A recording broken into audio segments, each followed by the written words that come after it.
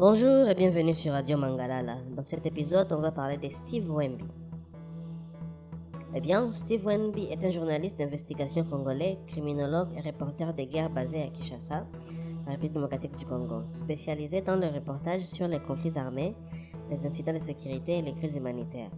Il est reconnu pour son travail courageux dans les zones instables, notamment dans l'est du pays.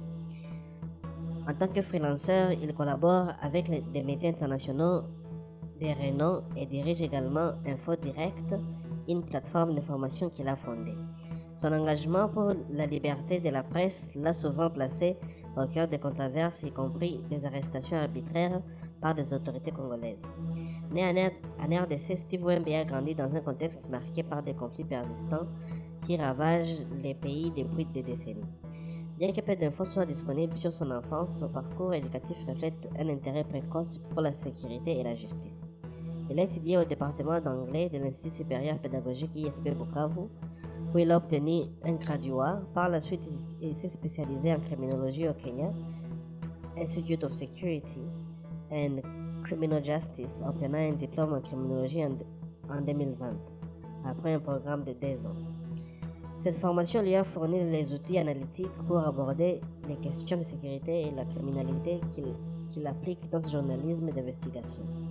Physiquement imposant, décrit comme un géant par un large sourire édenté, Wemby est surnommé le vieux biométrique ou old biometric dans les cercles journalistiques congolais. Un sobriquet qui évoque peut-être sa précision dans les enquêtes ou une anecdote personnelle.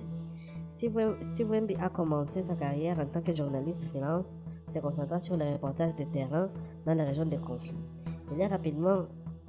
Il s'est rapidement imposé comme un expert en matière de sécurité, des rébellions et des crises humanitaires en RDC depuis au moins 2017.